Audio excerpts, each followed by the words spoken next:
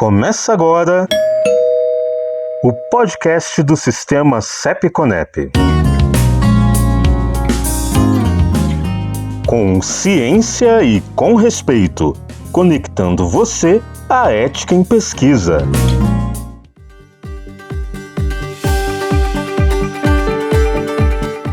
Olá!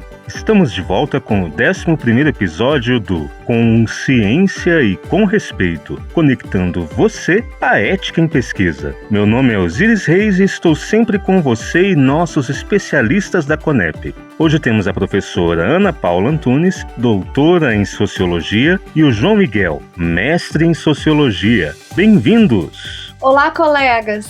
Olá, ouvintes! Muito obrigada por nos acompanharem em mais esta conversa sobre ética e pesquisa. Olá, Ana Paula e Osíris, e olá você que está nos ouvindo. Que bom que estamos juntos de novo para mais um episódio. Bem-vindo, bem-vinda.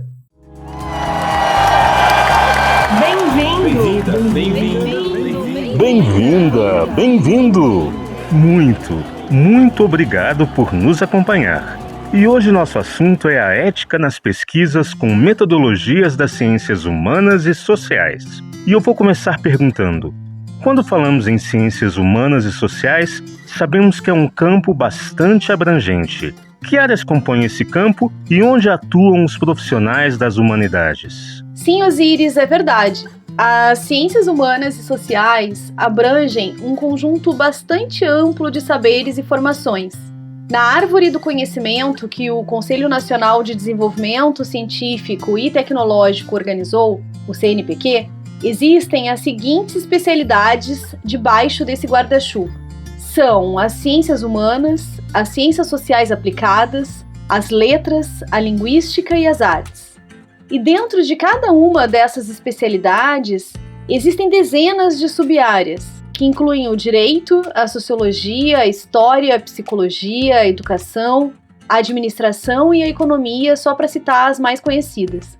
Muitos desses cursos são licenciaturas, que formam professores e professoras dos ensinos fundamental e médio. Outros são bacharelados, de onde saem profissionais para atuarem nas mais diversas carreiras do Estado, como assistentes sociais, gestores públicos, magistrados, professores universitários, psicólogos do SUS, etc. Tudo isso na área estatal, certo? E na área privada? Na iniciativa privada, prestando importantes serviços públicos, também estão os profissionais das humanidades, como economistas, administradores e advogados. Já nas organizações não governamentais, sem fins lucrativos, estão muitos sociólogos, educadores e geógrafos. E eles têm um papel muito importante na organização da sociedade civil. Eu falei tudo isso e não descrevi nem um terço desse campo tão relevante e variado. Mas é importante nos lembrarmos que boa parte desses profissionais são pesquisadores e pesquisadoras, cientistas das áreas das humanidades. Eles e elas atuam principalmente nas universidades públicas e privadas e contribuem muito para a ciência brasileira e de outros países. Maravilha, Ana! E de que forma as ciências humanas e sociais fazem parte do nosso dia a dia? Qual é a importância dessas áreas de conhecimento na sociedade e na produção científica? Osíris, elas contribuem para a literatura, o cinema e as mais diversas produções culturais. São importantes para o estudo dos idiomas e da diversidade linguística, assim como para a tradição, a história e a cultura. São áreas também muito importantes para as políticas públicas, a psicologia social, os movimentos sociais e a assistência social. São elas que orientam o debate sobre direitos humanos, qualidade de vida e os modos de viver em sociedade. Também atuam na regulação das relações sociais, por meio da produção e da análise das leis e das normas que organizam a vida em sociedade. E por conta disso, as ciências humanas e sociais também estão frequentemente adaptando suas questões e seus métodos para acompanhar as intensas transformações sociais. É importante lembrarmos também que são as ciências humanas e sociais que lidam e apresentam saídas para alguns dos mais complexos problemas da nossa sociedade, como as crises migratórias, a violência, o desemprego e a informalidade no trabalho, os efeitos da degradação ambiental, entre outros. Agora uma outra pergunta. Eu ouvi dizer que é necessário destacarmos a importância dessa palavra, metodologias. Qual seria a diferença entre as pesquisas das ciências humanas e sociais e as pesquisas com metodologias das ciências humanas e sociais? As pesquisas de ciências humanas e sociais são aquelas produzidas por pesquisadores e pesquisadoras daquelas sub-áreas de que falamos antes. Acontece que algumas metodologias que são muito comuns no campo de humanidades não são exclusivas desse campo. Por exemplo, uma pesquisa de linguística ou antropologia com o objetivo de preservar a língua de uma etnia indígena que tem apenas 30 membros. Pesquisas como essa partem de entrevistas e observação. Então, esses pesquisadores desenvolvem muitas técnicas para fazer entrevistas robustas, em que as pessoas estejam bem à vontade. Por isso, as humanidades têm ampla experiência nesses métodos. Tanto que muitas pesquisas das áreas biomédicas acabam usando essas mesmas técnicas de entrevistas para entender os primeiros sintomas e os efeitos de uma doença nova, por exemplo. Então, uma pesquisa como essa última, mesmo sendo realizada por pesquisadores de enfermagem ou medicina, utiliza metodologias consideradas típicas de ciências humanas e sociais.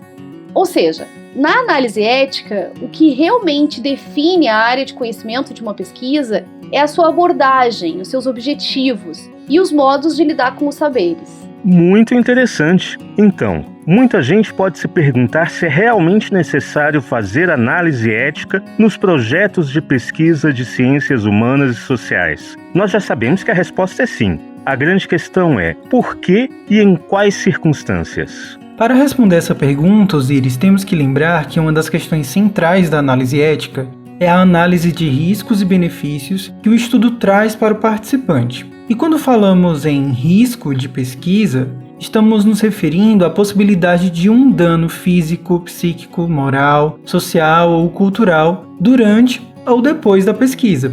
O professor Ricardo Gardiolo, relator da CONEP, comentou pelo WhatsApp sobre os riscos que podem acontecer nas pesquisas em ciências humanas e sociais. Vamos ouvir? Pelo WhatsApp. As pesquisas biomédicas muitas vezes têm procedimentos invasivos que podem trazer risco para a saúde e o corpo humano. Mas nós podemos falar em riscos em pesquisas de ciências humanas e sociais, porque embora não se verifiquem procedimentos invasivos, a pesquisa na área de ciências humanas e sociais estabelece uma intervenção com o ser humano. Pode ser uma intervenção direta ou indireta. Muitas vezes, essa intervenção pode pôr em risco a saúde mental de uma pessoa, causar danos ao patrimônio moral de um indivíduo ou de um grupo, causar prejuízo à imagem ou à personalidade. Uma entrevista pode servir de gatilho para um sofrimento emocional na pessoa. A quebra de confidencialidade pode gerar prejuízos econômicos irreparáveis a um participante de pesquisa. Essa fala do professor Gardiolo ilustra bem como as pesquisas das humanidades também têm implicações éticas. Sim, esses temas são muito discutidos nos cursos de ciências humanas e sociais, com vários debates sobre as formas mais respeitosas de nos aproximarmos das pessoas e das comunidades que detêm os conhecimentos que utilizamos para fazer as pesquisas.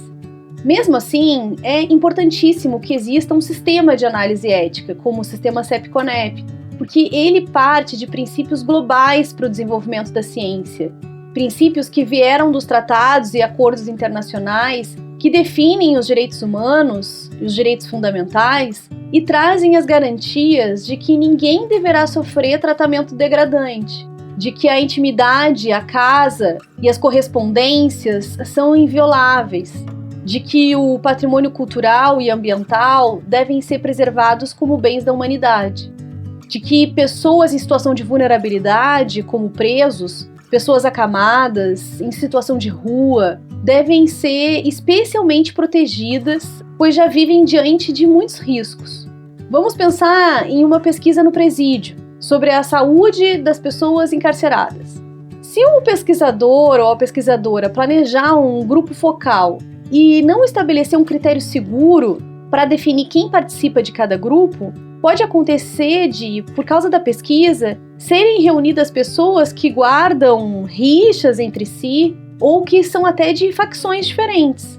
Então, a intervenção do pesquisador pode provocar conflitos enormes e até colocar em risco a vida das pessoas. Ou seja, Osíris, toda pesquisa é uma intervenção na vida do participante de pesquisa. Isso quer dizer que antes da pesquisa, aquela pessoa tinha a sua vida normal, com os riscos do seu cotidiano.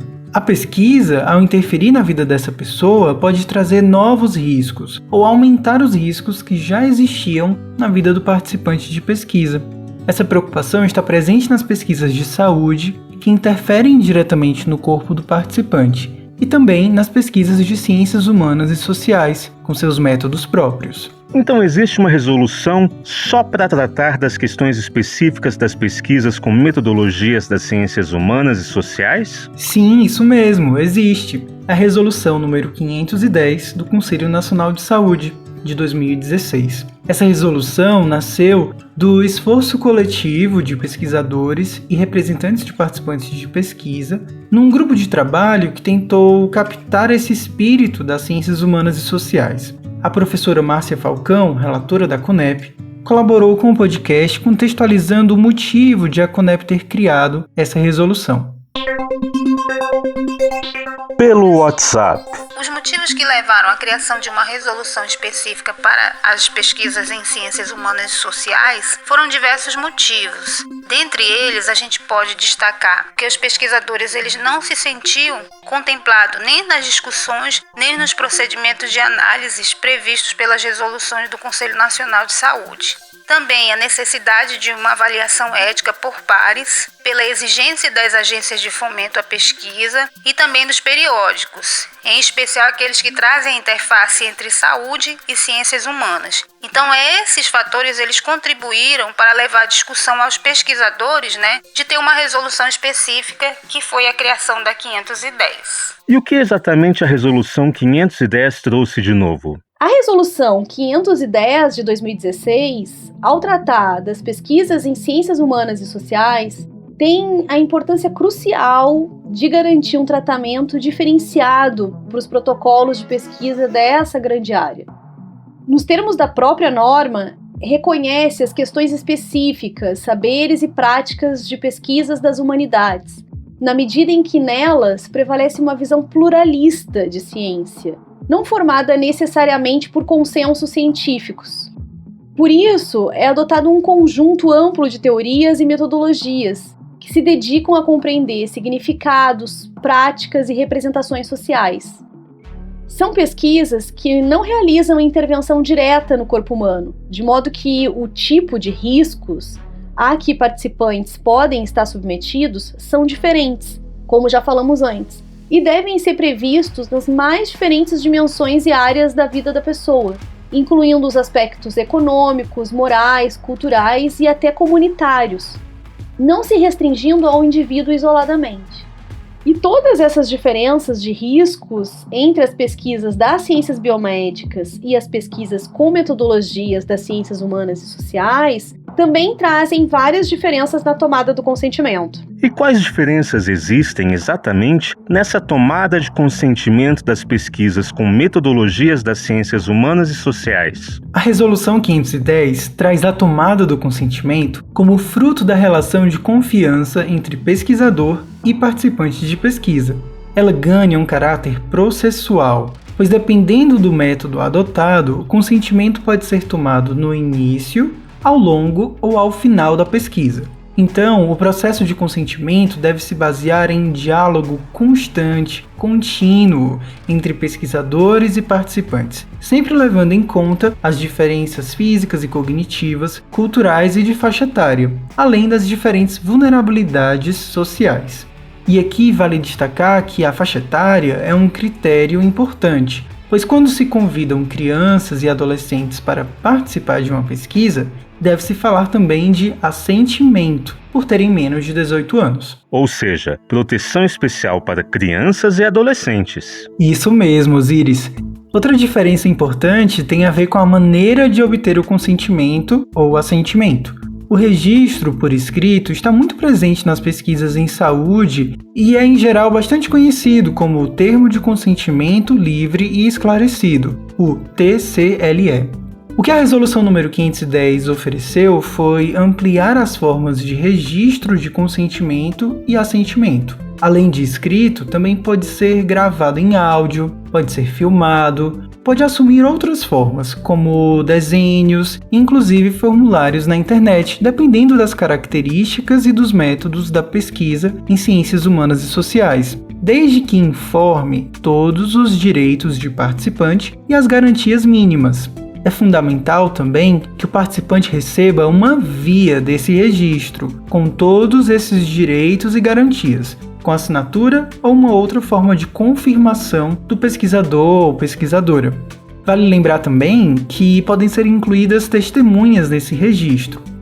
A resolução também prevê que, se o registro de consentimento ou assentimento for inviável por algum motivo, o projeto de pesquisa precisa incluir uma justificativa para a dispensa de registro, mas ainda assim é indispensável que o processo de consentimento ou assentimento seja realizado.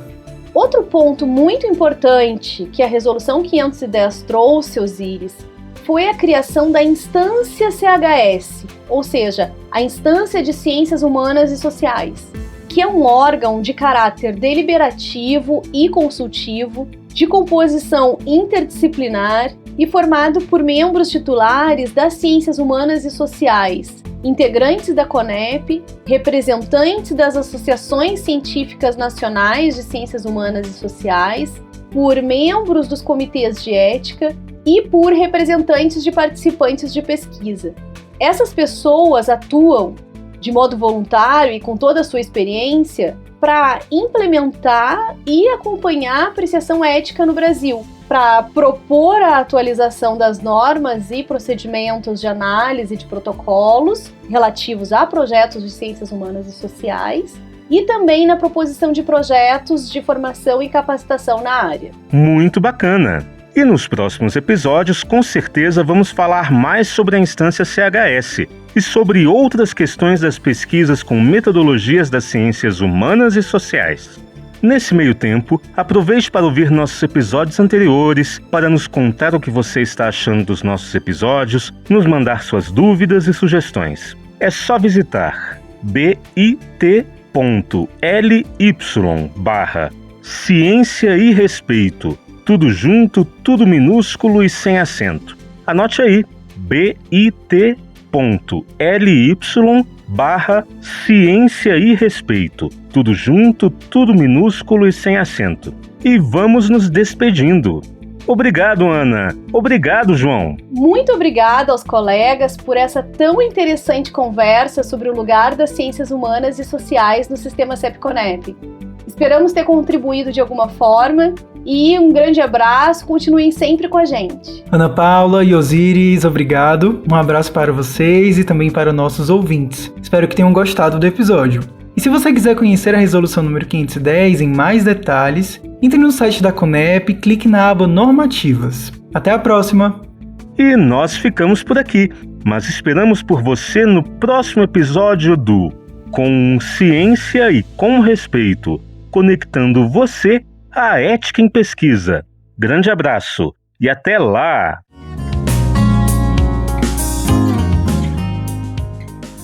Você ouviu Com Ciência e com Respeito, conectando você à ética em pesquisa. Este episódio foi produzido pela Comissão Nacional de Ética em Pesquisa e sua reprodução não comercial está previamente autorizada desde que não haja modificações no áudio e que o arquivo seja reproduzido integralmente.